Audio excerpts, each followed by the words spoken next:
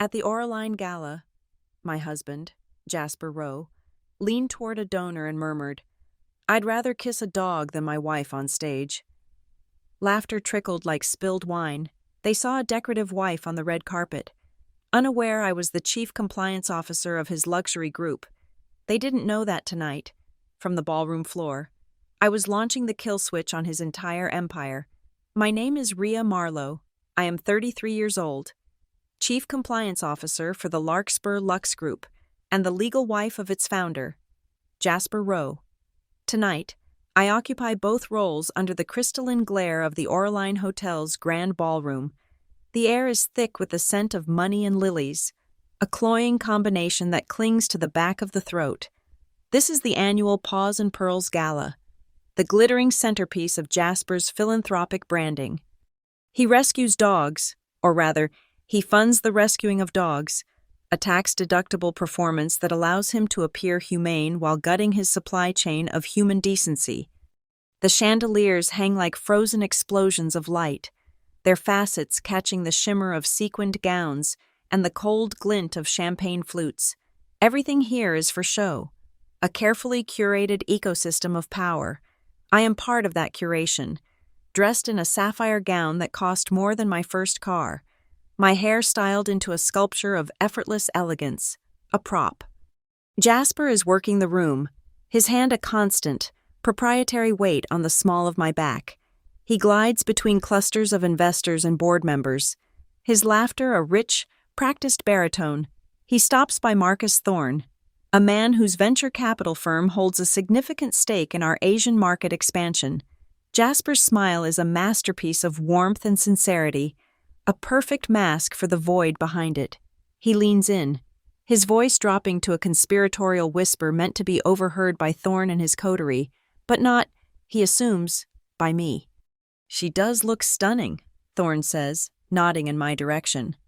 Jasper's smile doesn't waver. His thumb presses just a little harder into my spine. "Thank you, Marcus," he says, his voice a low murmur that travels straight to me. "But honestly, I'd rather kiss a dog than my wife on stage." The air freezes for a fraction of a second. Thorne lets out a short, sharp laugh, a sound like ice cracking. The men around him follow suit, a polite, sycophantic chorus. It's a joke, a locker room jab delivered in a $1,000 suit. They think it's harmless. They think I am harmless. The heat rises in my chest, a furnace blast of pure, unadulterated rage. But my face remains a placid lake. I have spent 5 years mastering this stillness, this perfect neutrality. A camera flash illuminates the scene, catching the moment. My smile is already in place, a gentle, knowing curve of the lips. The elegant wife, amused by her husband's boyish humor. The photographer from the Crown Haven Ledger will caption it. Jasper Rowe shares a light-hearted moment with Marcus Thorne as his wife. Rhea Marlowe looks on. They see nothing. They are trained to see nothing but the surface.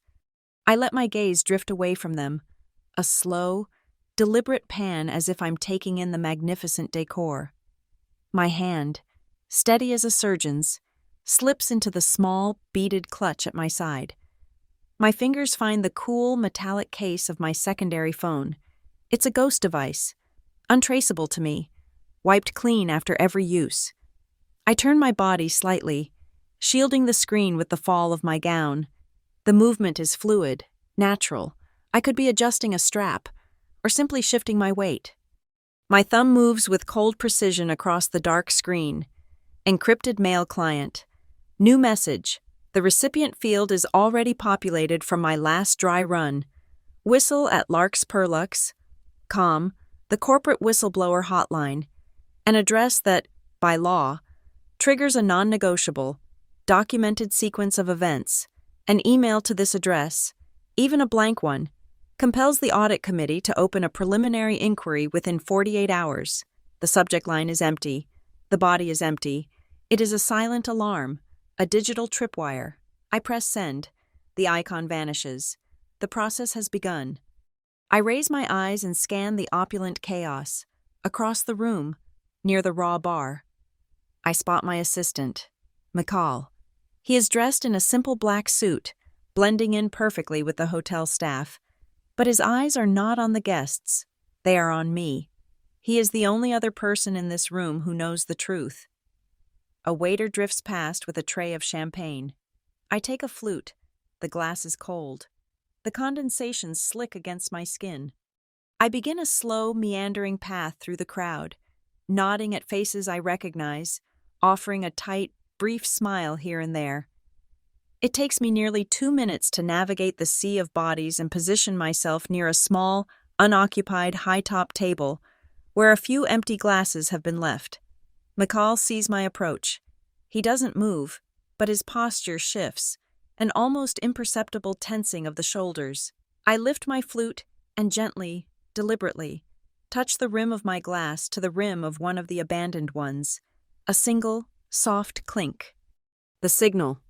Michael's gaze meets mine for a bare second. It is all the confirmation he needs. He gives a nod so small it's almost a twitch, then turns and dissolves back into the periphery. On his own device, he is now activating a script that begins logging all high-level transaction authorizations within the Larkspur network in real time. Every wire transfer, every payment to a new vendor, every adjustment to the general ledger will be time-stamped and mirrored to a secure, off-site server. He is creating an immutable record of the panic that is about to unfold. The master of ceremonies, a local television personality with too much makeup and a voice like cheap velvet, takes the stage. His voice booms through the speakers. And now, ladies and gentlemen, would you please give a warm Crown Haven welcome to the family behind the vision, the leadership of the Larkspur Lux Group. A spotlight finds Jasper. He straightens his tie, beaming. His mother, Eleanor Rowe, a woman made of diamonds and disapproval, begins to move toward the stage stairs. Jasper offers an arm not to me, his wife, but to the wife of the chairman of the board. A political necessity. I see the subtle calculus in the gesture. Alliances are being performed for the audience. As the small group converges at the foot of the stage, I take a half step back, allowing them to pass. The gesture looks like graceful deference. It is, in fact, an act of observation. I am not part of their inner circle. I am an auditor. I note who clasps Jasper's shoulder. I note the way the interim CFO avoids looking at Eleanor. I am mapping the fault lines. My hand returns to my clutch, my fingers closing around the small, solid object nestled within its silk lining. It is a USB drive, custom molded to look like a silver greyhound. The Larkspur logo. Its code name is Greyhound. It contains 7 years of meticulously organized evidence, falsified invoices, laundered charitable donations routed through shell companies in Delaware and the Cayman Islands, and internal emails discussing the deliberate mislabeling of materials.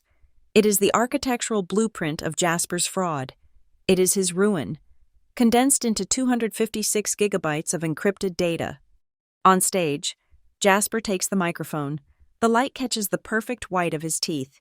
He launches into his speech, a symphony of well-rehearsed humility and corporate jargon. He speaks of sustainability, of ethical sourcing, of their deep, unwavering commitment to animal welfare. Larkspur Lux is more than a brand, he proclaims, his voice resonating with false sincerity. It's a promise that beauty and compassion can walk hand in hand. I almost laugh. I think of Hounslow Limited, the first shell company, its address a post office box in Wilmington. I think of the wire transfers designated for canine shelter construction that ended up funding a down payment on a yacht in Monaco. The company on stage is a glittering hologram. The balance sheet in my possession is a wasteland of lies. His words are hollow, but the applause is real. The audience buys the fantasy because they want to believe their luxury comes without a cost. He ends with a crescendo, a final, soaring platitude about the future. Together, we will build a legacy of luxury with a conscience. On cue, cannons at the sides of the stage erupt. A shower of gold and silver confetti rains down, glittering in the spotlights. The crowd cheers, mesmerized by the spectacle. It's the perfect diversion. All eyes are on the shimmering cascade, on Jasper, who stands with his arms outstretched like a savior. In the manufactured twilight at the edge of the stage, shielded by the chaos, I bring out my ghost phone one last time. The email is already drafted. The attachment is a single, heavily encrypted file. Packet A. Houndsley, LLCU invoices, zip. The recipients are the 3 non-executive members of the Internal Audit Committee, sent to their private, non-corporate email addresses. This move bypasses the corporate servers entirely. This is not the official whistle anymore. This is the evidence arriving before the investigation has even been formally announced. As the last flecks of gold foil drift toward the floor, my thumb hovers over the screen. Jasper catches my eye from the stage. He offers a small, dismissive smile, a victor's smile. He thinks he's won the night. I press send. Our marriage was born on the shores of Glass Point Lake, a ceremony so perfectly art-directed it felt less like a union and more like the launch of a new product line. I wore a column of liquid satin. He wore a custom-tailored suit the color of a storm cloud, and the backdrop was a sky of bruised twilight purples. The photographs were exquisite. What they didn't capture was the weight of the document I had signed that morning. The prenuptial agreement was a masterpiece of corporate law, bound in the same navy leather as the Larkspur Lux annual reports. It was less a contract between 2 people in love and more a merger and acquisition, with my life being the smaller, acquired entity. It was thick with clauses, subclauses, and appendices, a dense forest of legalese that could choke the life out of any sentiment. "We're going to build a legacy together, Rhea," Jasper had said, his hand over mine, the diamond on my finger catching the last rays of sunlight. His voice was earnest, his eyes holding mine with an intensity I mistook for devotion. It was, of course, just a very good sales pitch. The legacy he spoke of was detailed in Clause 12.4.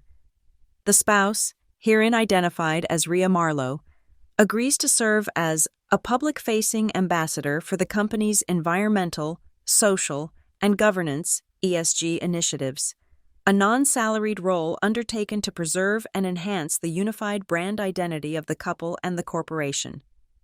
I was not his partner. I was his pro bono chief morality officer, the human face of a conscience the company did not possess. The divergence began the day after our honeymoon. Our mornings became a portrait of our separate realities. My breakfast was an iPad propped against a fruit bowl, its screen a mosaic of meeting alerts, compliance reports, and SEC filing deadlines. I consumed data and black coffee, my mind already deep within the labyrinthine structures of international trade law. His breakfast was a performance. He'd sit on the veranda in a perfectly pressed linen shirt, a newspaper artfully placed beside his plate, waiting for the long lens cameras of the paparazzi he had on a retainer. His mornings were about crafting an image of relaxed power for the society pages. My work was to ensure the company was structurally sound. His was to ensure its facade was beautiful. The first crack in that facade appeared not in a boardroom, but on my laptop screen at 2 a.m.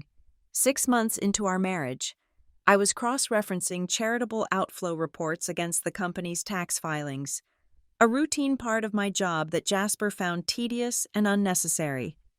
"Leave it to the accountants, darling," he'd say, waving a dismissive hand. But I was trained to see patterns, to follow the faintest scent of inconsistency, and there it was. A series of substantial donations from the Paws and Pearls Foundation, our celebrated canine charity, to a newly registered LLC. The name was Houndsley Limited. The payments were categorized as logistical support for offshore adoption programs. A quick search revealed Houndsley Limited had no website, no public presence, and its registered address was a mail forwarding service in Delaware. My blood ran cold. It was too clean, too simple. Using my highest level clearance, I dug into the primary accounts. The money flowing out of Paws and Pearls wasn't building shelters. It was being funneled through Houndsley and then dispersed to a network of vendors for services that had nothing to do with dogs. Yacht maintenance in the Mediterranean, villa rentals in St. Bart's, and invoices from a Parisian jeweler. He wasn't just evading taxes, He was stealing from his own heavily publicized, emotionally manipulative charity.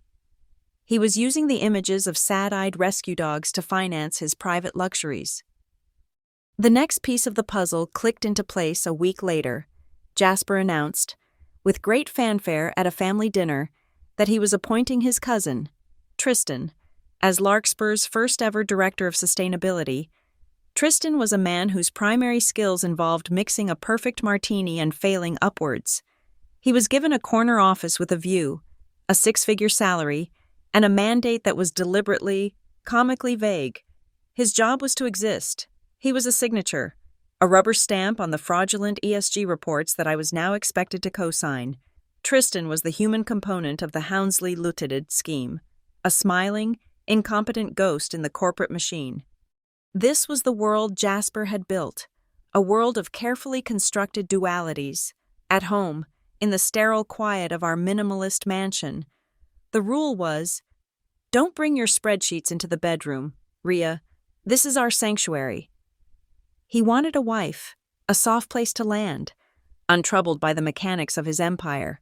But at the office, if I ever questioned a directive or raised a concern that brushed against his plans, the rule was, don't bring emotion into the boardroom. This is a business. He had created a perfect system of control, walling me off from any ground where I could challenge him, leaving me stranded in a no-man's land between the personal and the professional. So I adapted. I learned my new role. In public, I became a master of the subtle art of smiling at the correct camera angle.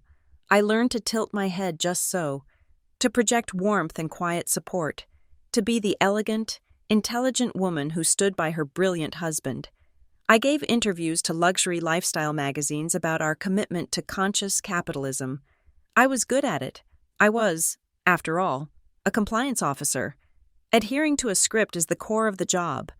While I was mastering the light, Jasper was perfecting his craft in the dark. He learned how to layer shell companies like Russian nesting dolls, how to disguise personal expenditures as corporate necessities, how to speak the language of ethics while practicing the grammar of greed. His mother, Eleanor, played her part. She was the matriarch of this dynasty of deceit. Shortly after the wedding, she had taken me to lunch at a private club that smelled of old money and lemon polish. "You're a smart girl, Rhea," she'd said, her eyes as hard as the pearls at her throat. "Just be a good girl. Support Jasper. That is your role now." It wasn't advice. It was a directive, a threat wrapped in civility. I smiled and assured her I would. And in my own way, I did. I started my own form of compliance. I began memorizing the names on their private invoices, the tail numbers of the jets they chartered, the ownership records of the properties they frequented. Every extravagant dinner, every designer gown, every charity auction purchase became a data point in my secret ledger. They thought my silence was obedience. It was observation. What looked like a marriage from the outside was, in fact, a complex supply chain of power. He provided the capital, the name, and the platform. I provided the legitimacy, the veneer of integrity, the ESG rating that kept institutional investors happy. Our vows were not a sacrament. They were a service-level agreement. I was the firewall that made his fraudulent enterprise look respectable. He needed me, my reputation, my unblemished professional record, to make the entire illusion work. The night I confirmed the Hounslow Limited transfers was the night the countdown began. Standing in the cold, blue light of my monitor, the truth laid bare in neat columns and figures, I felt no heartbreak. The space where love might have been had long since been hollowed out and replaced with a cold, clear purpose. He had not broken my heart. He had given me a project, a complex, high-stakes audit of a criminal enterprise with a single, ultimate goal: total liquidation.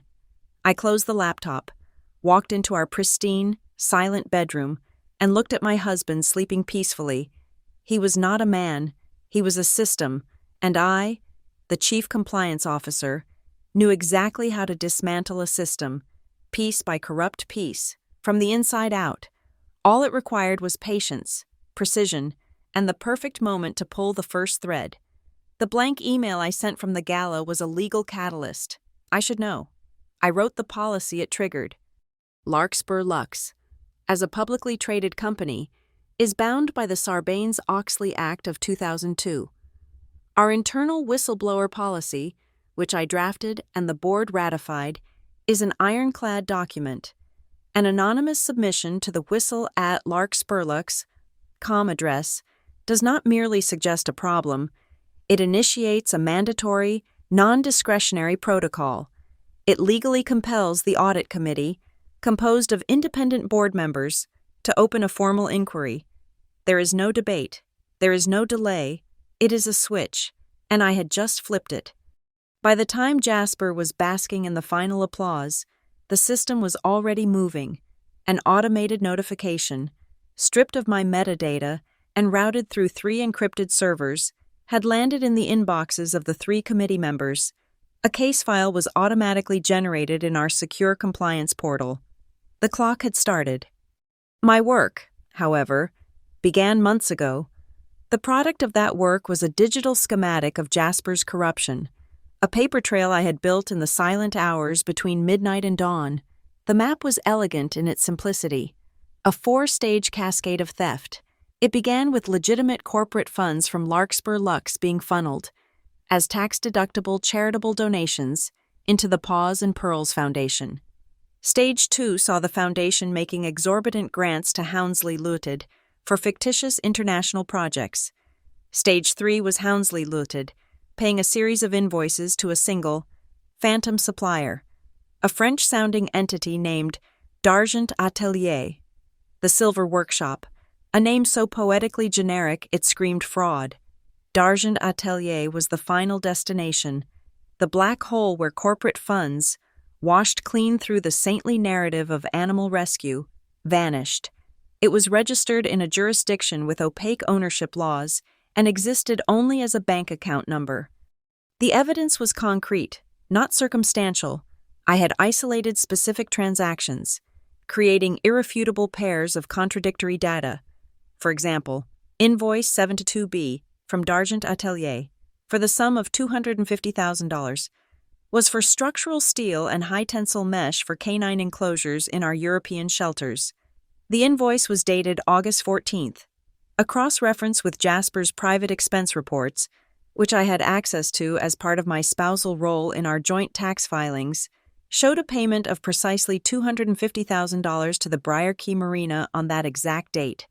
The line item description: full-day charter deposit for the motor yacht Serenity and Associated Services. I had the invoice from the marina. He had literally submitted proof of his crime to his own accountants. He had grown arrogant, sloppy, convinced that no one was watching the details. But I live in the details. Before leaving the gala, I used my secure corporate laptop to draft the official notification that would follow the whistleblower complaint. As Chief Compliance Officer, it was my duty to advise the audit committee on the immediate procedural steps. It was a perfect piece of camouflage. I was simply doing my job. The memo recommended an immediate and comprehensive data preservation order, pursuant to SEC Rule 17A4. I emailed it to the committee chair. 30 minutes later, a directive, authorized by the chair, was sent to the head of our IT department. The order was clinical. A full legal hold was to be placed on the email accounts, cloud storage, and all messaging applications of CEO Jasper Rowe, Interim CFO Alistair Finch, and Sustainability Director Tristan Rowe. Their data was to be frozen and mirrored to a secure server accessible only by the audit committee and independent counsel. They were now operating in a digital prison and did not even know it. My next step was to consolidate the ancillary evidence. For the past year, I had flagged every suspicious expense report that crossed my desk. I compiled a list of 17 separate expenditures filed by Jasper under the category Materials Research. The transactions, however, were not from textile mills or leather tanneries. They were from jewelers on the Place Vendôme, luxury watch boutiques in Geneva, and a bespoke tailor on Savile Row. The total came to $1.8 million in shareholder money, disguised as research and development. Each entry on my list was a small, sharp blade pointing directly at him. But the most critical piece of my strategy was not about evidence. It was about leverage. It was about creating a crisis so acute that the board could not afford to hesitate or protect Jasper. It was about their personal liability. I had reviewed all of the company's major insurance policies. The directors and officers, D&O, liability insurance policy, the one that protected the board members from personal financial ruin in the event of a lawsuit, was up for renewal in 10 days. A footnote in the policy contained a fraud and criminal acts exclusion clause. If the company was found to be willfully concealing fraudulent activity during the renewal process, the policy would be voided. Any subsequent shareholder lawsuit would target the director's personal assets. I drafted a short, anonymous note to the committee, sent via the same encrypted channel as my initial report, simply stating, "Review D&O policy renewal terms, specifically Section 4, Exclusion Clause, B, Act with Expediency." This wasn't just a report of a fire. It was a notification that their own houses were about to burn down. I needed one ally, a person with the institutional power and moral fortitude to see this through. Valen Knox was the company's official CFO, a sharp, no-nonsense woman in her late 60s who had been with Larkspur since its inception. 6 months ago, she had taken an unexpected medical leave. Jasper had promptly installed Alistair Finch, a man known for his flexibility with numbers, as the interim CFO. I suspected Valen had been pushed out for asking the wrong questions. Her leave was scheduled to end in 1 week. I needed to accelerate that timeline. I sent her a single text message from a burner phone. An urgent matter regarding the integrity of the general ledger. 7:15 a.m. The Daily Grind Cafe. Corner booth. The Daily Grind was a cash-only establishment 2 blocks from the office, a relic with no Wi-Fi and, crucially, no security cameras. She was there when I arrived, a cup of black coffee untouched in front of her.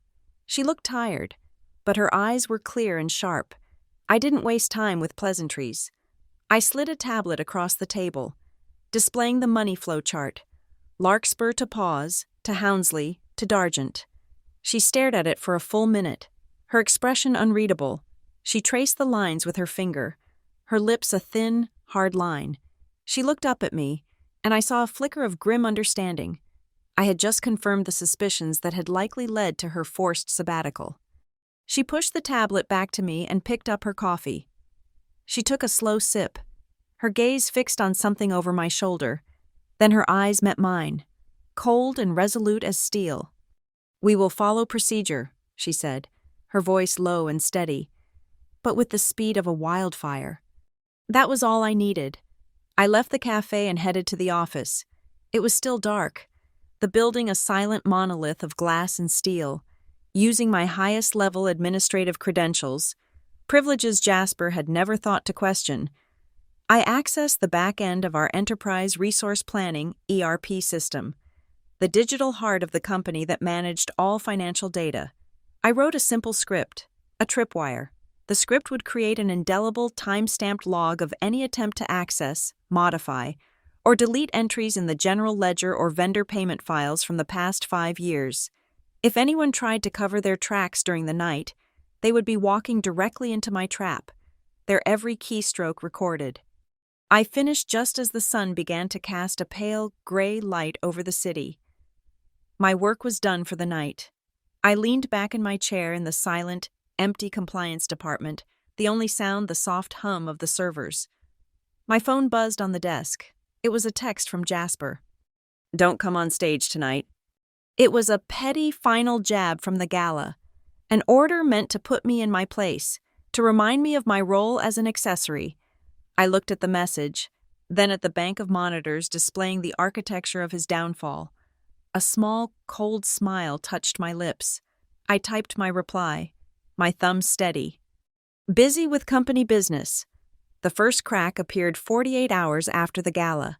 The independent counsel hired by the audit committee, a firm specializing in forensic accounting, ran a simple corporate registration check on Dargent Atelier. The physical address listed on their multi-million-dollar invoices wasn't an artisan workshop in the French countryside. It was a 2.5-acre lot in Crown Haven's derelict industrial zone, Riverside Park. A query of the city records database brought up a satellite image, a collapsed roof, shattered windows, and weeds growing through the cracked concrete foundation of a long-abandoned warehouse. The image appeared on my secure compliance monitor, a stark picture of urban decay sitting beside a PDF of an invoice for hand-stitched leather fittings. The contrast was a silent, screaming confession. The next fissure opened in the corporate archives. With the investigation officially underway, I had the legal authority to review all executive board meeting minutes from the past 5 years. I isolated the minutes from the Q3 strategy meeting 2 years prior. The transcript was pristine. I could almost hear Jasper's voice, full of performative sincerity, as I read his words. Our future is in sustainable luxury. We must pivot aggressively. I'm proposing a 40% reduction in our use of genuine leather within the next 18 months, to be replaced by our innovative new vegan leather alternative. The motion was passed unanimously. It was a PR masterpiece. Then, I pulled the corresponding purchase orders from the same 18-month period. The numbers told a different story. Purchases of ethically sourced, high-cost vegan textiles were negligible. Meanwhile, orders for premium Italian calfskin and exotic leathers from a tannery with a questionable environmental record had increased by 60%. The minutes were a lie for the public record. The invoices were the truth for the balance sheet. Then came the emails. The legal hold had created a perfect, frozen replica of Jasper's digital life. It didn't take long to find the evidence of intent. I ran a keyword search for cruelty-free. The result was an email from Jasper to the agent of our lead brand ambassador, a world-famous model who had built her personal brand on activism. They were discussing the talking points for her upcoming press tour. The agent had questioned the material composition of the new handbag line. Jasper's reply was brazen. Just call it cruelty-free. It's about the narrative. The legal team will optimize the language later. It was the smoking gun, typed out in his own signature font. He didn't just commit fraud, he documented his conspiracy to commit it. While the forensic team was excavating the corporate servers, I was focused on the structural weaknesses of the empire. My target was the master loan agreement with Marlowe and Finch, the banking consortium that held our primary line of credit. I had spent a weekend 3 months ago reading the 400-page document, not as his wife, but as his chief compliance officer. Buried in the appendices was a newly added ESG covenant, a clause the bank had insisted upon during the last refinancing round. It tied our interest rates and credit terms to specific, measurable ethical standards, including supply chain transparency and accurate marketing claims. A verified breach of this covenant would trigger immediate penalties, a 2-point interest rate hike, and, more importantly, the bank's right to seize control of collateralized assets to protect their investment. The primary collateral? The trademark and operational control of the Barron line, Larkspur's most profitable and fastest-growing subsidiary brand. Jasper's fraudulent vegan leather campaign wasn't just unethical. It was a direct violation that put his crown jewel at risk. The rot, I discovered, had spread beyond our own corporate walls. I turned my attention to our international partners, using a decryption key I had acquired months ago. I accessed the archived messages from a supposedly secure channel Jasper used for his Middle Eastern sales. He communicated with a major wholesale buyer in Dubai under the codename Sable 9. The conversations were a litany of backroom deals, but one exchange stood out. Sable 9 was concerned about the declared value of a large shipment for customs purposes. Jasper's solution was to undervalue the official invoice and request a separate, undocumented wire transfer. He called it a discretionary logistics fee. It was a bribe, a classic kickback scheme, and I had the full, unredacted transcript with account numbers and dates. Even the company's celebrated charity work was a carefully constructed lie. I pulled the staffing records for the recent Paws and Pearls Gala. The event program listed dozens of smiling volunteers who had generously donated their time, but a cross-reference with the PR agency's invoices showed a different story. These were not volunteers. They were contract event staff. Their hours billed back to the Paws and Pearls Foundation at an exorbitant rate, disguised as event management services. The foundation was paying for its own volunteers, another mechanism to siphon charitable funds into the pockets of his preferred vendors. The deceit was almost comically bold. The foundation's financial statements showed a $480,000 expenditure in Q2 for canine wellness and care kits to be distributed to local shelters. There were no such kits. I found the corresponding invoice from a promotional products company. The items purchased were not for dogs. They were the custom-designed, luxury gift bags, filled with perfume, silk scarves, and silver keychains that were given to top-tier influencers at our last runway show. I matched the SKU numbers from the invoice to the unboxing videos the influencers had posted online. He was using charity money, tax-exempt money, to buy a fawning press corps. The sheer sloppiness of it all was an insult. The forensic team flagged an invoice from D'Argent Atelier for international shipping. The invoice, meant to document the transport of raw materials from Europe, featured a crisp, professional photograph of a cargo container being loaded onto a ship. It looked authentic, but a junior accountant on the investigative team, a kid barely out of college, ran a simple reverse image search on the photo. The image was the third result on a stock photography website, available for purchase for $19.99. He had built a multi-million-dollar fraud on a foundation of cheap stock photos. The metadata was a ghost. The digital footprint led nowhere, which was, in itself, the most damning evidence of all. By the end of the week, I had consolidated everything. I worked through the night, collating the evidence into a single, devastating document. It was a 14-page summary for the audit committee, a clinical and dispassionate catalog of the company's systemic corruption. Each section had a simple factual heading: falsification of vendor identity, contradictory procurement records, intent to mislead consumers, breach of loan covenant 11B, undocumented offshore payments. There was no emotion, no accusation, no narrative of a wife betrayed. It was just the cold, hard mechanics of the fraud, laid bare. Every page was a matchstick, ready to be struck. I submitted it to the committee chair at 5:00 a.m. They had it all now: the fake supplier, the lies in the board minutes, the damning email, the breached bank covenant, the kickback scheme, the fraudulent charity expenses.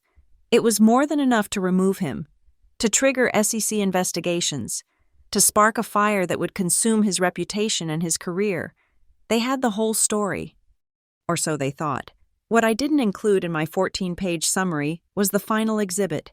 The most damning piece of evidence wasn't on a server or in an email archive. It was in our home. The last, deadliest matchstick was waiting in the cold, dark silence of the biometric safe in our bedroom closet. The safe was a block of matte black steel, cool and silent behind a row of Jasper's identical, custom-made suits. It was a German model, a marvel of engineering, designed to be impervious to drilling, torches, and explosives. But its greatest vulnerability was the vanity of its owner. The security was a two-factor system: Jasper's thumbprint, followed by a 4-digit code. He believed this made it impenetrable. He never imagined that his wife, the woman who slept beside him every night, had spent a week meticulously lifting a perfect, latent print from a crystal glass he'd left on his nightstand, transferring it to a latex film. He never imagined that she knew the code was 0812, the birthday of Baron, the golden retriever he'd adopted in a blaze of publicity after the brand's namesake, the original Baron, had passed away. A dog he rarely touched but frequently monetized. I knelt on the plush carpet of the walk-in closet, the scent of cedar and his expensive cologne thick in the air. The house was still. The deep silence of 3:00 a.m. Jasper was 2 time zones away, attending a conference in Las Vegas. I pressed the latex film over the biometric scanner. The light on the panel flickered from red to green. A soft, satisfying click echoed in the small space. I entered the code, 0812. A second, heavier click, and the thick steel door swung open on silent. perfectly balanced hinges. The contents were not a chaotic jumble of a desperate man's secrets. They were neat, orderly, and terrifyingly banal. A few stacks of bearer bonds, a collection of rare watches in their velvet cases, and a single, slim leather portfolio. I lifted the portfolio and placed it on the carpet. My hands were encased in thin, nitrile gloves. I left no traces. I opened the portfolio. The first document was a single-page contract, printed on heavy, watermarked paper. The legalese was dense, but the objective was brutally clear. It was a share transfer agreement. It transferred the full ownership rights, trademark, and all associated assets of the Baron Line subsidiary from Larkspur Lux to a holding company controlled by the entity known only as Sable 9. The transfer price listed was $1. It was dated 6 months from now, post-dated to be executed just after his annual bonus was scheduled to be paid out. He wasn't just stealing from the company, he was planning to gut it, to strip its most valuable asset for a pittance before the inevitable collapse, leaving the shareholders and the banks with a hollowed-out shell. He was preparing his escape. Beneath the contract was a glossy 8x10 photograph. It was the one the press had fawned over a year ago, from the Paws and Pearls auction. In it, Jasper, looking handsome and benevolent in a tuxedo, is leaning down to kiss a small, fluffy rescue dog he had just won with a record-breaking bid. The dog looks slightly terrified. Jasper's eyes, even in the photograph, are not looking at the animal. They are looking directly at the camera. It was the perfect image of his manufactured compassion, the lie that powered the entire fraudulent enterprise. He had kept it as a trophy. And under the photo was the most venomous item of all. It was a sheet of thick, cream-colored stationery, the kind his mother, Eleanor, used, a handwritten note in her spidery, aggressive script. "Jasper, darling," it read, "have Rhea initial the highlighted section of the asset declaration before you file. It's just a formality for the trust. We need a united front. Don't make it a discussion." Attached to the note with a small, gold paperclip was a financial document, a statement of shared marital assets. A single paragraph was highlighted in yellow. It was a waiver, a clause stating that she, Rhea Marlowe, had reviewed and approved the transfer of certain non-primary assets to a family trust. The document she was being instructed to sign off on was a precursor to the very asset-stripping contract I now held in my hand.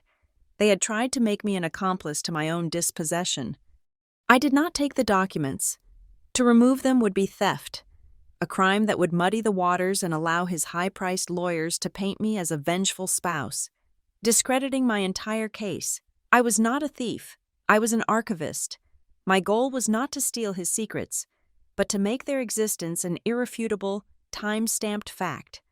From my bag, I took out a portable, high-resolution document scanner, one by one. I scanned the contract, the back of the photograph, and Eleanor's note. The digital files were saved to an encrypted drive. Then, I performed the most critical step. I ran the scanned files through a cryptographic hashing algorithm, SHA-256.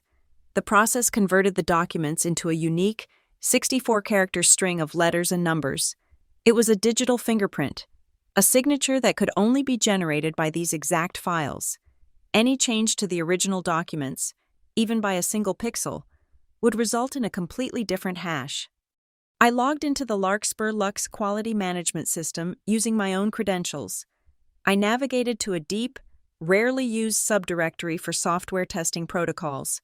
I created a new log entry with the subject line, System Integrity Test, Q4. In the comments field, I wrote a string of meaningless technical jargon about server validation, and then I pasted the 64-character SHA-256 hash into the log. I saved the entry, the system, as it was designed to do, time-stamped it, October 17th, 3:47 a.m. The ghost of the evidence was now permanently embedded in the corporate record. I hadn't uploaded the documents themselves, only their unique, verifiable fingerprint.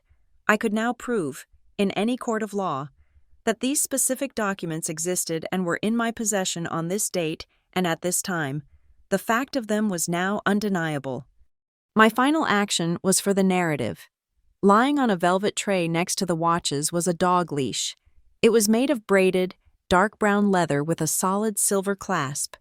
Engraved on a small silver plate near the handle was a single word: Baron. It was the official leash used in all the brand's promotional photos. It was the symbol of the entire lie. I picked it up. The leather was cool and smooth. I placed it on the white carpet and took 3, perfectly lit, high-resolution photographs of it with my phone. This would be my key. The simple, powerful image I would leak to the press. Not a spreadsheet, not a legal document, but a dog leash, a symbol they could understand. Luxury with a leash. I placed everything back in the safe, exactly as I had found it. The portfolio, the photograph on top, the note tucked neatly beneath. I placed the leash back on its velvet tray, angled precisely as it had been. I wiped the exterior of the safe, the handle, the keypad. I closed the heavy door. The mechanism engaged with a solid, satisfying thud. I ran a blacklight over the area to ensure I had left nothing behind. It was clean. As I stood up, my task complete, I looked at my hands. I expected to see a tremor, the physical manifestation of adrenaline and risk, but they were perfectly still. My pulse was even, my breathing slow and regular. The rage that had once been a furnace inside me had cooled, forged into something hard, sharp, and useful. There was no fear. There was only the calm, quiet certainty of a plan perfectly executed. I returned to the bedroom, later that night, just before dawn. My phone buzzed with a notification.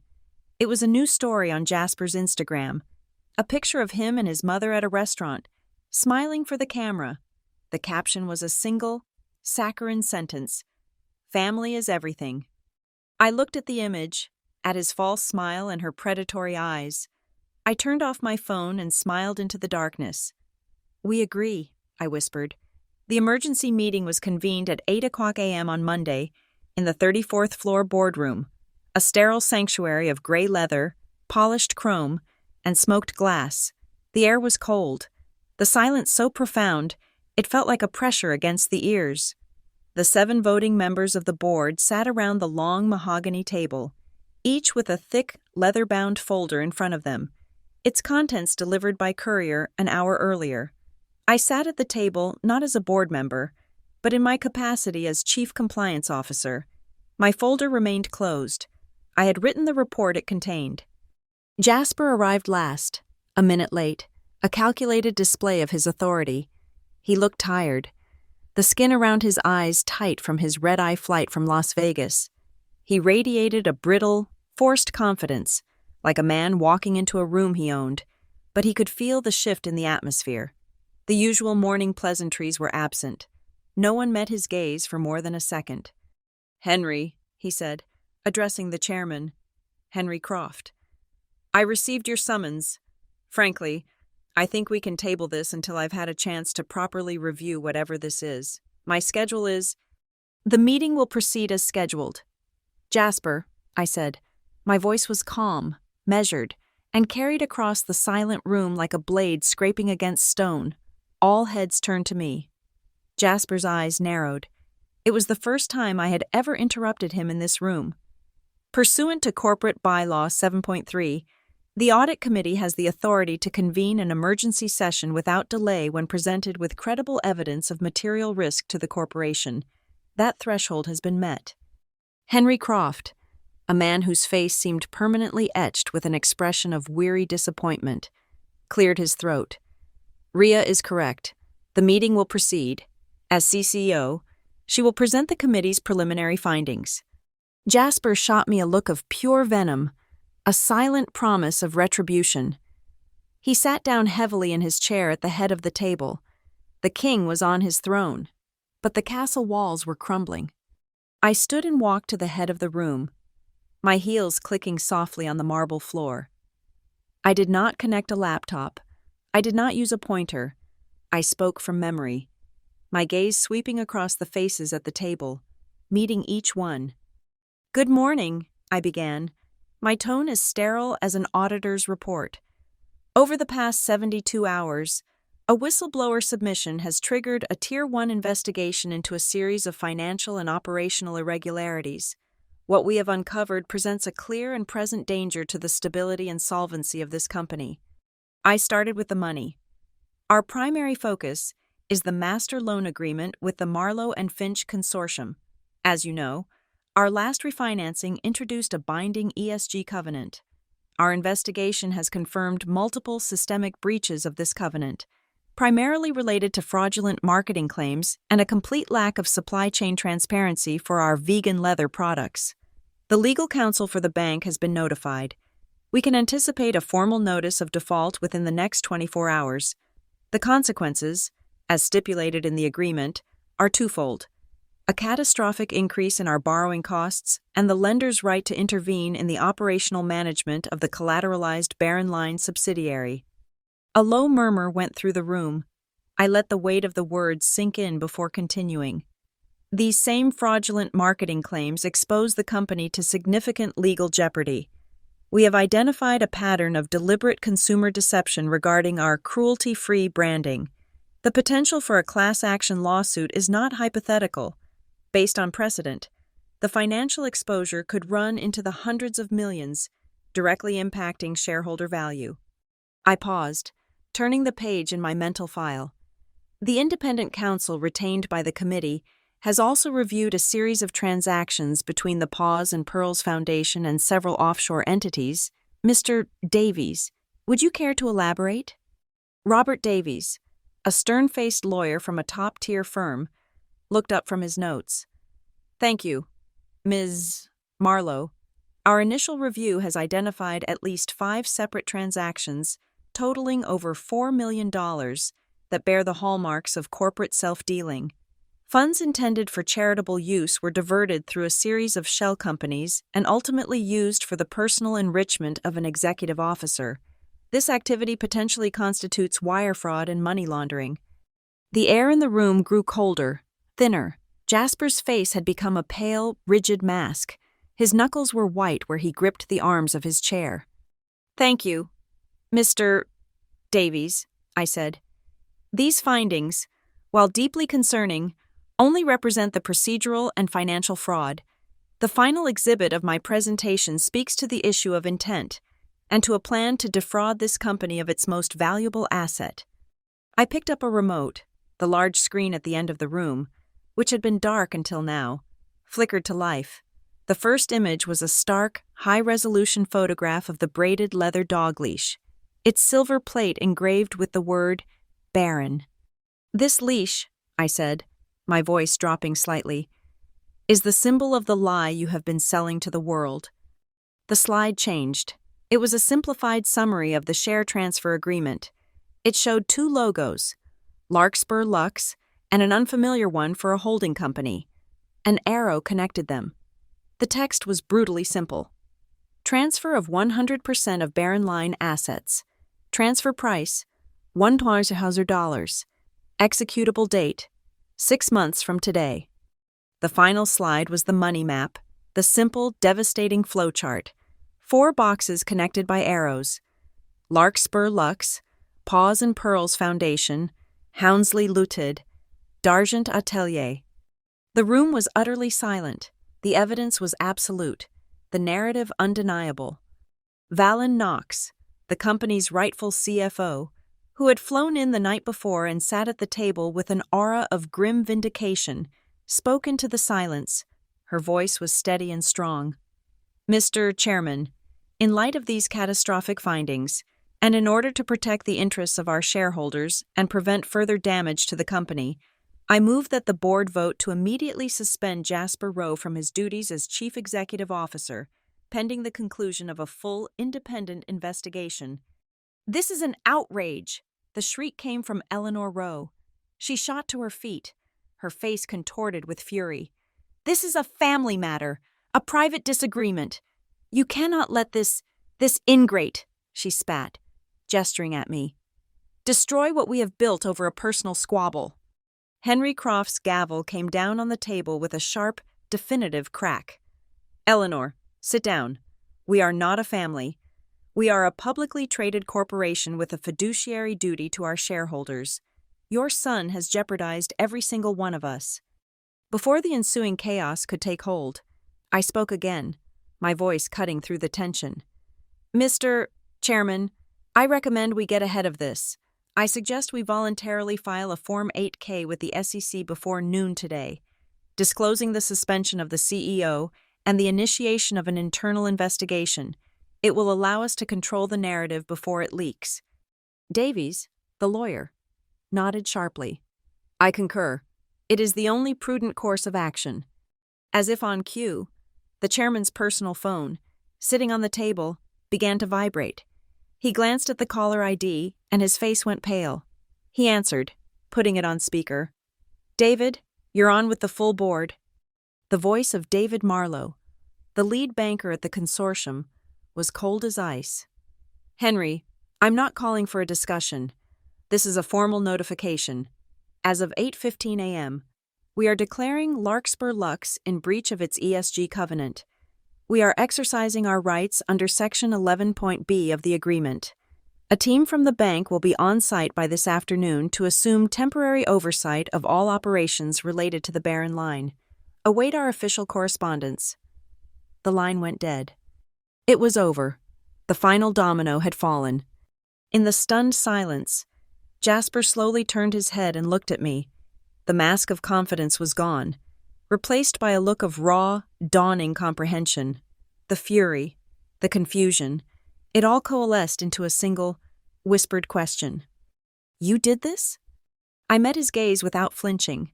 My expression was neutral, my voice even. "You taught me," I said, "never bring emotion to the boardroom." Henry Croft's voice was weary but firm. "We have a motion on the floor, proposed by Ms. Knox, all in favor of the immediate suspension of Jasper Rowe as CEO." 6 hands went up around the table. Only Eleanor's remained down. "The motion carries, 6-1, the chairman declared.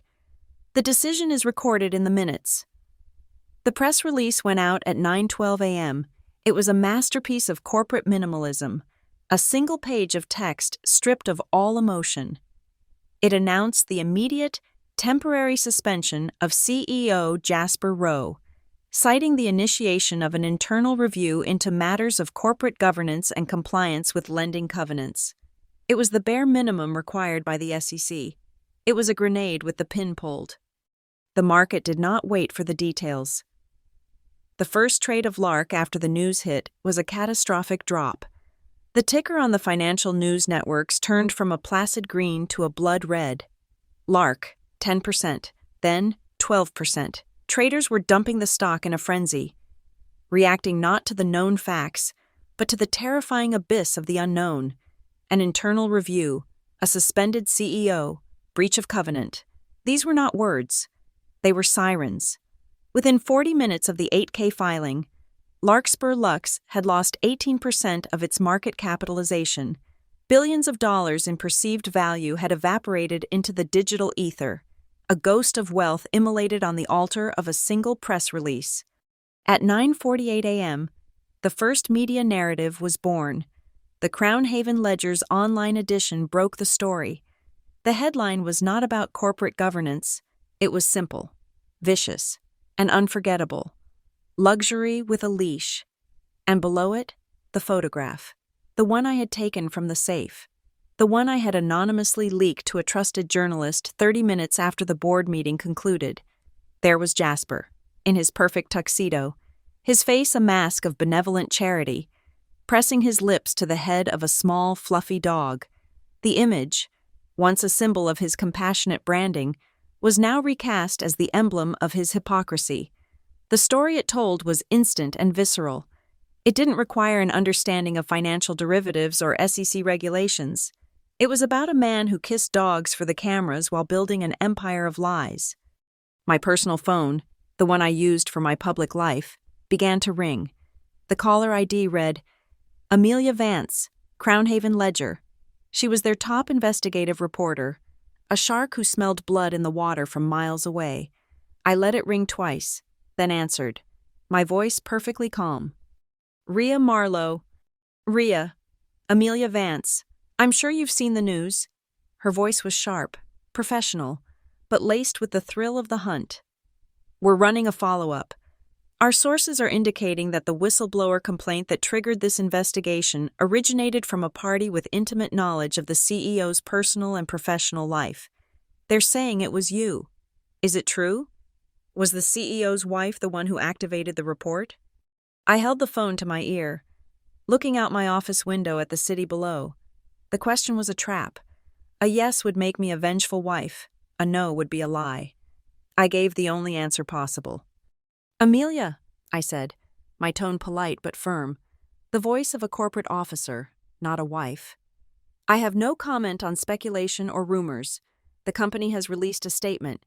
I would direct you to please read our 8K filing for all official information. I did not wait for her response. I ended the call. The operational fallout was immediate and brutal. At 10:15 a.m., McCall forwarded me a single-line email he had received through a back channel from our contact in Dubai. It was from the representative for Sable 9. It read, "All pending orders are canceled. All future communications are terminated. Do not contact us again. The secret channel, the source of millions in off-the-books revenue, and the intended vehicle for Jasper's grand theft, was gone. It had simply ceased to exist." Simultaneously, the bank's team arrived. They were not the friendly relationship managers we took to dinner. This was a team of forensic accountants and workout specialists, men and women with faces like stone who moved with quiet, efficient purpose. They did not come to the executive floor. They went directly to the offices of the Barron Line, presented a letter from their legal department, and began the process of locking down the subsidiary. All outgoing payments were frozen. All operational authority was suspended. The company's most profitable division was now an asset in receivership, controlled entirely by our lenders. The shockwaves hit our supply chain next. An urgent email arrived from our largest Italian leather supplier, a family-run tannery that prized its reputation above all else. The email, addressed to our head of procurement, was blunt, citing the news reports of fraudulent marketing. They were halting all shipments to Larkspur Lux. Effective immediately, they were demanding full third-party verified certification of our entire supply chain and the origin of every hide we had ever purchased from them. It was a demand they knew we could not meet. The system wasn't designed for transparency. It was designed to hide the truth. Our production lines would be starved of materials within a week. The public trial was taking place on social media. The hashtag began trending just before 11:00 a.m. Kiss the dog, not the truth. It was a wildfire, spreading through every platform, attached to memes, angry comments, and links to the Ledger article. The crisis PR firm Jasper kept on a massive retainer was caught flat-footed. Their initial strategy, deployed through a series of coordinated tweets from friendly influencers, was to frame the story as a domestic dispute. A scorned wife lashing out. A messy divorce playing out in public. Powerful man brought down by a woman's jealousy. It didn't work. The narrative wouldn't stick. I had made sure of it. My attack wasn't personal. It was procedural. The 8K filing was a document of cold, hard facts. The breach of a loan covenant was not a marital spat. Wire fraud was not a symptom of jealousy. The PR spin was like trying to stop a tsunami with a picket fence. The public saw the documents, the financial devastation, and they saw the picture of the dog. My evidence spoke for itself, and it spoke louder than any paid spin. At 11:30 a.m., I made my only public move of the day. A producer from the Financial News Network, an old contact, had been calling me relentlessly. I agreed to a single, 30-second remote interview from my office. I appeared on screen, framed by the Larkspur Lux logo. I looked composed, professional, and in control. The anchor asked her question. "Ms. Marlowe, as Chief Compliance Officer, what is your message to your shareholders on a day of such unprecedented turmoil?" I looked directly into the camera. I did not talk about Jasper. I did not talk about betrayal. I delivered a single, calculated line. "My message is simple," I said, my voice clear and unwavering. "In times of crisis, Our commitment to the rules is all that protects us. Compliance is not a department. It is a promise. Compliance is love for shareholders. The interview was over. The line was a declaration of war and a statement of principle all in one. It recast me from the wife into the guardian of the company's integrity. Back in the boardroom, the emergency session had reconvened. The board, terrified by the market collapse and their own potential liability, voted to expand the internal investigation into a full 90-day forensic audit. They needed a point person, someone to liaise with the investigators and the banks, someone who understood the labyrinth of the company's finances. I volunteered to lead the oversight committee and provide the board with weekly progress reports. They agreed instantly. They were drowning, and I had just offered them a life raft. The final act occurred at 11:55 a.m. The chairman, Henry Croft, accompanied by 2 uniformed security guards, walked to the door of Jasper's office. Through the glass wall, I could see them speaking. There was no shouting. Jasper's posture, once so imperious, was slumped in defeat. He nodded slowly. He stood, put a few personal items into a small box, and walked out of the office he had built. He did not look in my direction. The security guards escorted him to the private elevator, their presence a quiet, final humiliation. At noon, Jasper Rowe, the visionary CEO, the philanthropic titan, the man who would rather kiss a dog than his wife, was no longer in the building. The day the market froze was the day I filed for divorce. The two events were not correlated. They were causally linked. The instrument of my final attack was not an email or a leaked document, but a single, overlooked subclause in the document Jasper had been so proud of. Our prenuptial agreement, his lawyers, in their arrogance, had drafted it to be an ironclad fortress protecting his assets from a future gold-digging wife. But they had made one fatal error. They had included a clause to protect his reputation, Clause 12.4, nestled deep within the boilerplate, stated that, in the event of willful economic fraud by one party that results in material reputational or financial harm to the other party, the standard asset division terms are rendered void, and a special open-ended compensation hearing may be sought. His lawyers wrote it, assuming he might one day need to divorce a scandalous wife. They never conceived that the wife would be the one with the pristine reputation, and he would be the one committing the fraud. My petition for divorce was filed electronically at 2:00 p.m., just as the afternoon market was beginning to digest the full horror of the Lark collapse. It was not a plea from a heartbroken spouse, it was a legal brief. The petition was concise, clinical, and brutal. It cited irreconcilable differences, but the attached exhibits told the real story. I attached the preliminary findings from the Audit Committee's investigation, the evidence of self-dealing, and the official notice of default from the Marlowe and Finch Banking Consortium. My legal argument was simple. His criminal activity had not just harmed the company, it had materially and catastrophically harmed the reputation and financial standing of his legal spouse, the company's chief compliance officer. I was not just divorcing a man, I was firewalling myself from a co-conspirator and claiming damages. My lawyer, a woman named Thea Grant, who specialized in high-stakes corporate divorces, had been chosen for a very specific reason. She had a long and successful history of arguing cases before Judge Amos Gray. Gray was a senior judge in the commercial division of the family court, a man legendary for his intolerance of media circuses and public relations stunts. He did not care about tearful interviews or society page gossip. He cared about balance sheets, fiduciary duty, and contractual obligations. Thea ensured our case was assigned to his docket. Jasper's usual strategy of charming the press and painting himself as a victim would be utterly useless in Judge Gray's courtroom. The preliminary filing contained my demands. They were unconventional. I did not ask for the house at Glass Point Lake.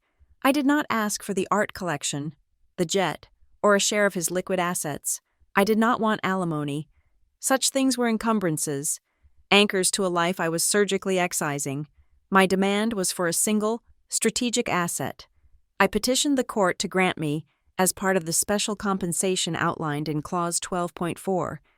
The full and unencumbered ownership rights to the Barron Line subsidiary, I framed it not as a punitive seizure, but as a necessary measure. The bank already controlled it, but their interest was temporary, to stabilize and recover their loan. My argument was that I was the only party with the intimate knowledge and vested interest to rehabilitate the brand, thereby preserving a core marital asset from complete obliteration due to the defendant's actions. I wasn't asking for his money. I was asking for the keys to his broken kingdom. The bank, in a move that stunned Jasper's legal team, filed an amicus brief in support of my petition. Their logic was cold and entirely self-serving. They stated that my continued stewardship as the court-appointed receiver would be the most effective means of preserving the value of the collateralized asset during this period of extreme corporate instability. In their eyes, Jasper was a liability that had caused the fire. I was the firefighter who knew the layout of the building. They were on my side not out of loyalty to me, but out of loyalty to their bottom line. Our interests were, for the moment, perfectly aligned. The old guard did not understand the new rules of this war. That evening, I received a text message from Eleanor Rowe. "This is madness. Rhea. This is a family matter that can be settled within the family. Call off your lawyers. We can be reasonable." I typed my reply, my thumb steady. "We are settling this, Eleanor, in a court of law. As you said, this is no longer a family. It is a publicly traded corporation." Jasper, through his new, very expensive divorce attorney, made his first move. It was an offer of a quiet, out-of-court settlement. He would agree to a generous financial package in exchange for a non-disclosure agreement and the withdrawal of the more inflammatory exhibits from my petition. He wanted to keep the private details, the contract in the safe, his mother's complicity, out of the public record. He was trying to buy my silence. It was the only move he knew how to make. I instructed Thea to send back my counteroffer. I would agree to seal the details of the post-dated $1 contract on one condition. He would sign over his voting rights for all his remaining shares in Larkspur Lux, to be held in a blind trust under my control. For a period of 24 months, I didn't want his money. I wanted his power. I wanted him defanged, a shareholder in name only, unable to interfere with the corporate restructuring that was to come. While they reeled from my counteroffer, Thea made our next move in court. We filed for an emergency protective order, arguing that Jasper, facing both corporate and potential criminal charges, was a significant flight risk and a threat to the preservation of evidence. Judge Gray granted it immediately. At 6 a.m. U.S., marshals arrived at a private data storage facility outside the city, where Jasper kept his personal servers. They did not seize the servers. They simply sealed the room with manned evidence tape, placing all digital records related to his personal and business dealings under the direct authority of the court. He was now digitally castrated, unable to delete, alter, or hide anything else. Throughout the day, I remained silent. The media was a storm of speculation. The kiss the dog not. The truth hashtag, a global phenomenon. I took no calls. I issued no statements. The only image of me that surfaced was a single paparazzi photograph, taken from a long distance. In it, I am walking out of the Crown Haven animal shelter. I am not dressed in a power suit, but in simple jeans and a sweater, and I'm holding the leash of a large, scruffy-looking rescue dog. The picture needed no caption. It was a perfect, silent checkmate. At 4 p.m., the closing bell rang on Wall Street. The bloodbath was over for the day. The final numbers were displayed on every financial network. Lark, 24.3%. The board, what was left of it, was locked in a conference room, already in tense negotiations with a list of candidates for the role of interim CEO. The stage at the Oraline Gala had been built for a lie, bathed in the warm, forgiving glow of theatrical lighting. The stage I chose was the 34th floor boardroom. At 6:30 in the evening, under the cold, white, unforgiving glare of recessed fluorescent lights, there was no audience, only the exhausted remnants of the board of directors. There was no applause, only the low hum of the building's climate control system. I entered not in a gown of sapphire silk, but in a simple, severe black suit. I was not an accessory, I was the agenda. In my hands, I carried a single, slim folder. The cover read, Transition and Restructuring Plan. The First 100 Days. The room was a landscape of defeat. Ties were loosened, jackets were off, faces were pale with the shock of a day spent watching an empire bleed. They had voted to fire their interim CEO before he'd even had a chance to decorate his office. They were a ship without a captain in the middle of a hurricane. They were waiting for a plan. I had brought them one. Valen Knox, now officially and fully reinstated as the company's chief financial officer, sat at the head of the table. The chair, which had been Jasper's throne this morning, was conspicuously empty. Valen had commanded the room all afternoon. Her presence a steadying force of pure, undiluted competence. She looked at me as I entered, and for the first time that day, a flicker of something other than grim determination crossed her face. It might have been approval. "Thank you for joining us, Ria," she said, her voice echoing in the tense silence. "The board has spent the last several hours assessing the extreme operational vulnerabilities we now face. It is the consensus of this committee that we require immediate, decisive leadership in the areas most affected by this crisis. We need someone who understands the intricacies of our compliance failures and who has the authority to implement a radical restructuring of our ESG and governance protocols. Therefore, I would like to formally nominate Ria Marlowe to the newly created temporary role of Chief Restructuring Officer, with full oversight of the compliance, sustainability, and internal audit departments, effective immediately." There was no discussion. There were only tired nods of assent. Henry Croft, the chairman, looked at me, his eyes pleading. "Ria, will you accept?" I walked to the empty space at the table and placed my folder down. I did not sit. I looked at each member of the board, my gaze steady. "I accept," I said, my voice clear and even. "On one condition." I opened the folder. "My first directive as CRO will be the immediate and permanent dissolution of the Paws and Pearls Foundation. It is a fraudulent entity, and its brand is now toxic. All remaining funds, which our preliminary analysis puts at just over $17 million, will be transferred by the end of this week, in full, to a vetted list of legitimate no-kill animal rescue shelters across the country. We will not issue a press release. We will simply do it. The proof of our change will be in the action, not the announcement." No one objected. I had just given away $17 million, and all I saw was relief. I slid 2 documents from my folder and placed them on the table. "My next 2 directives require signatures." I pushed the first one towards the head of our legal counsel. "This is a formal notice of contract termination for our lead brand ambassador.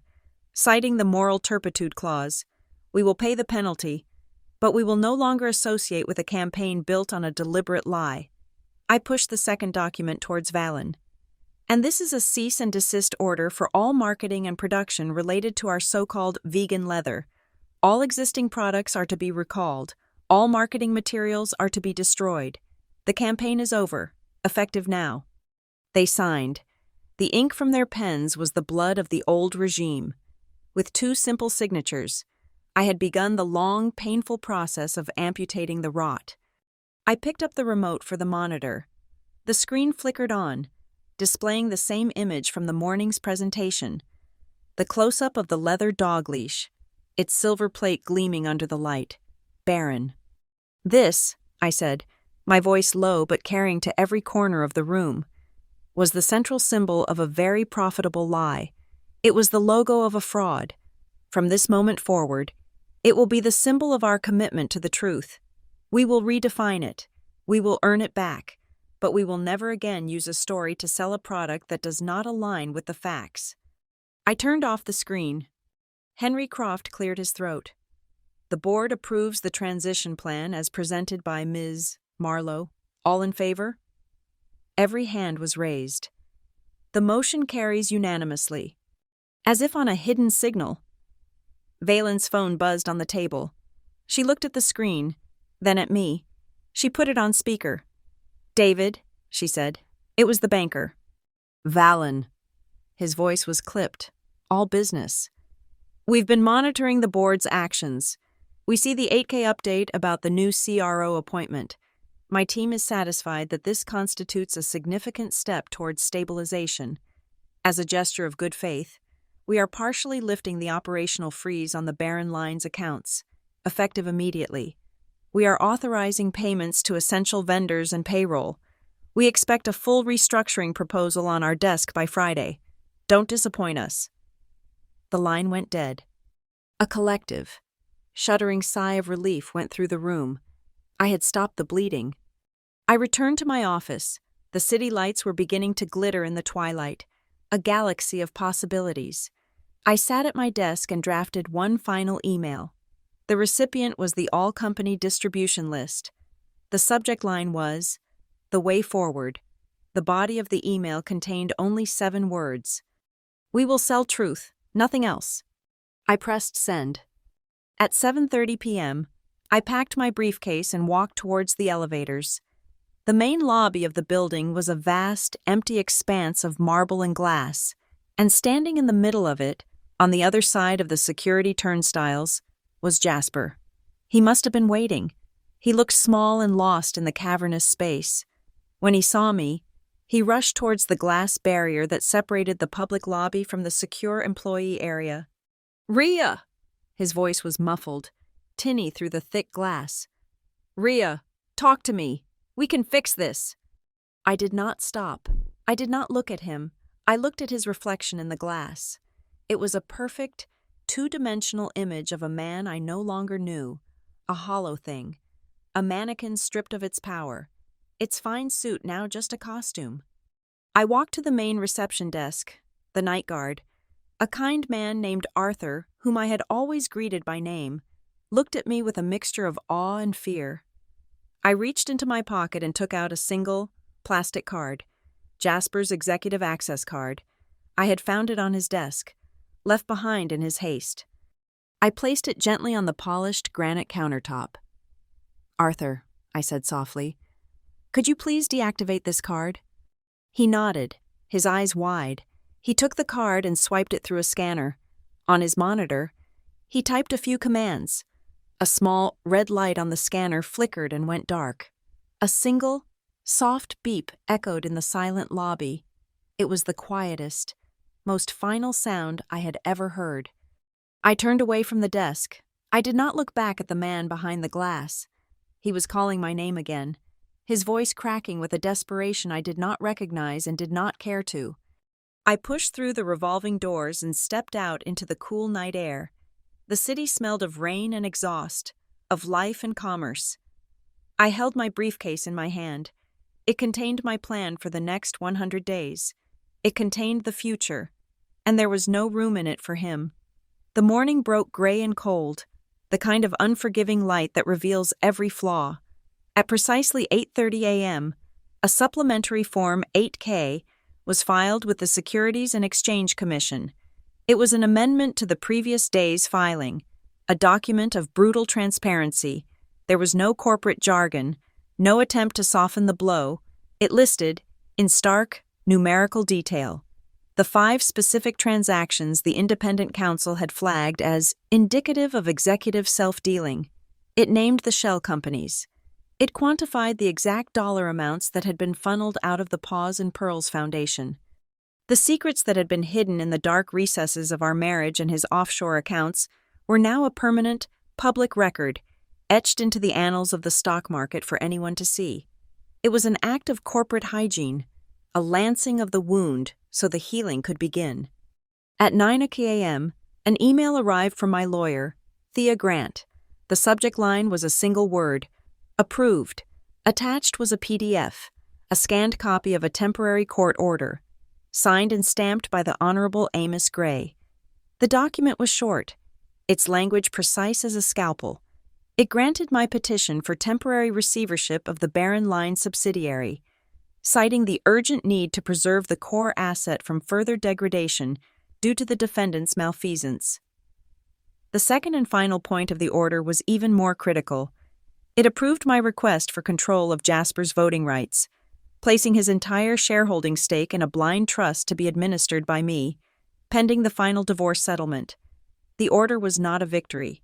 It was a transfer of power, cold and absolute, codified by the rule of law. Jasper was now a passenger in the empire he had built. I was in the driver's seat. I did not go to the office in a town car. I drove myself. I did not go to the 34th floor. I went to the Crown Haven Animal Shelter, the same one from the paparazzi photograph, the dog I had met the day before. A scruffy terrier mix with one floppy ear and intelligent, wary eyes was waiting for me. His name was Gus. I signed the final adoption papers, clipped on a simple nylon leash, and he walked out with me into the cool morning air. We arrived at the Larkspur Lux Tower at 9:45 a.m. The scene outside was exactly as I had anticipated, a media circus. At least 30 reporters and a dozen camera crews were camped on the wide granite plaza. A flock of vultures waiting for a carcass.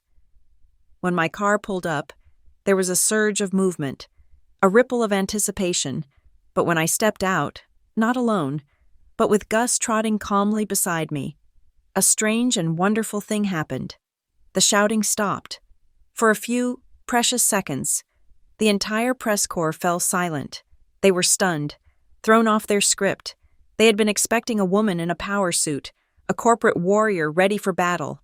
They were not prepared for a woman in jeans, holding the leash of a mutt. The silence was a vacuum, and it was broken by a single, sharp voice.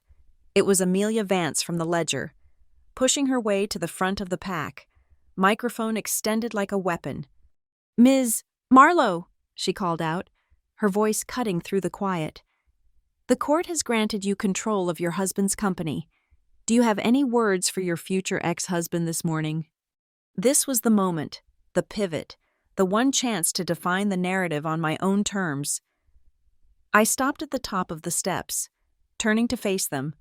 Gus sat patiently at my heel, looking up at me. The cameras were a wall of unblinking glass eyes. The microphones were a forest of black foam. I looked directly at Amelia Vance. I let a small, calm smile touch my lips, and I delivered the only line that mattered. "He can kiss the dog," I said, my voice clear and steady, carrying easily in the crisp morning air. "I'll keep the company honest." The world exploded. The sound was a physical impact, a deafening roar of shouted questions and the percussive, machine gun chatter of 100 camera shutters firing at once. The light was blinding, a continuous, strobing flash that bleached the world of all color. I did not flinch. I did not offer another word. My statement was complete. I turned my back on the chaos. Gus stood and trotted beside me as I walked towards the towering glass doors of the building. The noise of the press began to fade, muffled by the sheer weight of my silence. As I reached for the large, steel handle, the morning sun, finally breaking through the clouds, struck the facade of the building. The light poured past me into the vast marble lobby, a brilliant cleansing flood that seemed to push the shadows back into the corners. Just as my fingers closed around the handle, I felt a vibration in my pocket. I knew, without looking, what it was. I pulled out my phone. The screen was bright with a new email. The sender was David Marlowe, the lead banker. The subject, Barren Line Asset Control. The message was as brief and beautiful as a line of poetry. "Confirmed. The hold has been lifted. You have full operational control. Good luck." The final lock had been released. The engine was mine. I pushed the heavy door open and stepped inside, Gus at my side. The cool, quiet air of the lobby enveloped me. I did not look back. There was no need. The screen goes black. Thank you so much for listening to this story. I'm always so curious to know where my voice is reaching. So please, leave a comment below and let me know where in the world you're tuning in from. It's incredible to connect with you all and share our thoughts.